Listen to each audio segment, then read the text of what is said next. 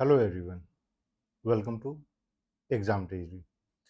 आज के इस वीडियो में हम लोग बात करने वाले हैं सेंट्रल यूनिवर्सिटी ऑफ पंजाब का एडमिशन लिस्ट का और डिस्कस करने वाले हैं एमए ज्योग्राफी के बारे में। इस वीडियो में हम लोग डिस्कस करेंगे फी रिफंडेबल होता है नहीं होता है, क्या प्रोसेस है, सेमेस्टर वाइज फी कितनी है और कैटेगरी वाइज जो फर्स्ट मेरिट लिस्ट आ गई है central university of Punjab for MA geography, तो उसको एक बार डिटेल में हम लोग देख लेते हैं। सो जो लिस्ट आई है आज 14th ऑफ मई है और आज ही लिस्ट आई है और एडमिशन का जो लास्ट डेट है वो आपको 15th ऑफ मई है, यानी कल तक आपको सारे डॉक्यूमेंट्स अपलोड कर देने हैं, फी पे कर देना है। तो ये प्रोविजनल मेरिट लिस्ट आई है और इसमें जितने भी सीट्स होते हैं उसका 2 गुना बढ़ाकर जो है वो सारा लिस्ट में स्टूडेंट्स के नेम्स होते हैं और सभी को बोला जाता है कि आप जो है इसमें अप्लाई कीजिए। और फिर लास्ट में ही बताएंगे जिनके नाम नहीं आए हैं तो उनका क्या फिर प्रोसेस हो सकता है। सबसे पहले अगर रिफंडेबल की बात बारे में बात कर लें, क्योंकि फिर रिफंड होगा नहीं होगा, क्योंकि अभी एक ऐसा टाइम है जहाँ पे आप देखिए बहुत सारे कैंडिडेट ऐसे हैं, बहुत सारे स्टूडेंट ऐसे होते हैं जो अलग अलग यूनिवर्सिटीज़ में अप्लाई करते हैं। अब या तो वो कहीं एक ही एडमिशन ले पाएंगे, तो हर एक यूनिवर्सिटी का अपना री जो फी रिफंड का पॉलिसी है वो अलग अलग होता है, तो उसी के बारे में बात कर लेते हैं। यहाँ पे जैसा आप देख पाइएगा 15 डेज और more before formally notification of the last date of admission. अब देखिए अभी तो ये फर्स्ट लिस्ट आई है, लास्ट ईयर की अगर हम लोग बात करते हैं तो अराउंड 7-8 लिस्ट आई थी। मान के चलिए कि आपका पूरा जून तक जो है एडमिशन प्रोसेस होता चला जाएगा और जैसे ही आप जो है किसी दूसरे यूनिवर्सिटी में एडमिशन लेने का प्लान कर लेते हैं तो आपको फटाफट यहाँ पे रिफंड के लिए अप्लाई कर देना है, एडमिशन कैंसिल के लिए अप्लाई कर देना है। नहीं तो फिर क्या हो जाता है कि सीट वैकेंट हो जाता है, बाद में आप रिफंड लेने के लिए जाइएगा, सीट वैकेंट हो जाएगा तो उसको यूनिवर्सिटी को सेपरेट नोटिफिकेशन निकालना पड़ जाता है कि हाँ ये सीट वैकेंट रह गई है, एडमिशन के लिए आप लोग आइए। अलग अलग प्रोसेस यहाँ पे कब आपको 100% हो जाएगा, 50 और 0%, यानी कि अगर आपने एडमिशन का डेट क्लोज हो गया है, सेशन स्टार्ट हो गया, उसके 30 डेज के बाद अगर आप प्लान करते हैं रिफंड का तो फिर वहाँ पे कोई रिफंड नहीं हो पाएगा। और यहाँ पे आप देखिएगा कि 5% जो चार्ज है, जो भी आप फी पे करते हैं एज ए प्रोसेसिंग फी, तो 700 to 800 आप मान के चलिए कि जो आपका एप्लीकेशन प्रोसेसिंग फी है उसके रूप में वो जो यूनिवर्सिटी है वो अपने पास रख लेंगी, बाकी सारा फी रिफंड हो जाएगा। अगर हम फी स्ट्रक्चर की बात करते हैं तो फर्स्ट सेमेस्टर में आपको 14,875 और इसी अमाउंट में आपका पूरा एडमिशन फी भी इंक्लूडेड है, इसमें हॉस्टल का नहीं इंक्लूडेड है, लेकिन इसमें जो है आपका पूरा एडमिशन से रिलेटेड जितने जो फी होते हैं, ट्यूशन फी होता है, एडमिशन फी, सिक्योरिटी डिपॉजिट जो रिफंडेबल होता है वो सब कुछ इसमें इंक्लूडेड रहता है।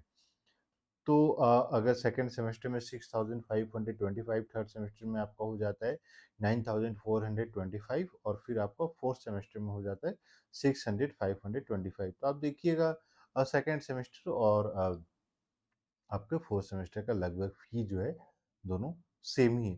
तो ये सारा मिला के अराउंड आपका 37 to 38,000 तक जो है आपका 2 साल का एमए का फी हो जाता है। वहीं अगर मान लीजिए आपके पास जो कोर्स आप सेलेक्ट करते हैं उसमें कोई फील्ड विजिट है, ट्रेनिंग है, टूर है, तो उसके लिए आपको सेपरेटली 5,500 वो वन टाइम अगेन फी है वो आपको पे करना होता है। अब फाइनली अगर हम लोग बात कर लेते हैं अलग अलग कैटेगरी के कट ऑफ के बारे में, तो ज्योग्राफी में जो आपका हाईएस्ट मार्क्स आया था वो 247 आया था।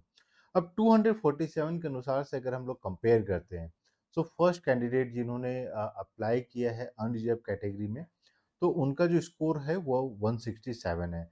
शेड्यूल कास्ट का 115 है, शेड्यूल ट्राइब का 100 है, ओबीसी का 113 और वहीं ईडब्ल्यूएस का 118 है। तो ये फर्स्ट कैंडिडेट जिन्होंने एडमिशन के लिए अप्लाई किया है। अगर हम बात कर लेते हैं टोटल कितने कैंडिडेट हैं जो अलग अलग कैटेगरी में अप्लाई किए हैं और उसमें से कितने कैंडिडेट ऐसे हैं जिनका जो है लिस्ट में प्रोविजनल मेरिट लिस्ट में नाम आया है, तो टोटल जनरल कैटेगरी में 22 कैंडिडेट ऐसे हैं जिनका प्रोविजनल मेरिट लिस्ट में नाम आया है।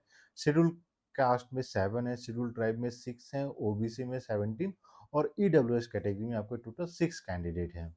और जो लिस्ट आई है, जो हर एक लिस्ट में जो लास्ट कैंडिडेट हैं, तो जनरल कैटेगरी का 101, शेड्यूल कास्ट का 63, शेड्यूल ट्राइब का 64, ओबीसी का 57 और ईडब्ल्यूएस का 45 जो है मार्क्स आया है। अगर आपके मार्क्स इसमें नहीं है, मान लीजिए इस लिस्ट में अगर आपके नाम नहीं है और यहाँ से मान लीजिए 10 टू 12 मार्क्स या 15-20 मार्क्स भी अगर आपके कम हैं, तो आप ये सोच सकते हैं कि नेक्स्ट मेरिट लिस्ट अगर आती है तो हो सकता है कि आपके वहाँ पे नाम देखने को मिले। क्यों? क्योंकि फिर इसमें बहुत सारे ऐसे कैंडिडेट हैं जो दूसरे अलग-अलग यूनिवर्सिटीज़ में अप्लाई करते हैं। हर एक कैंडिडेट एटलीस्ट 5-6 यूनिवर्सिटीज़ में तो अप्लाई करते ही करते हैं।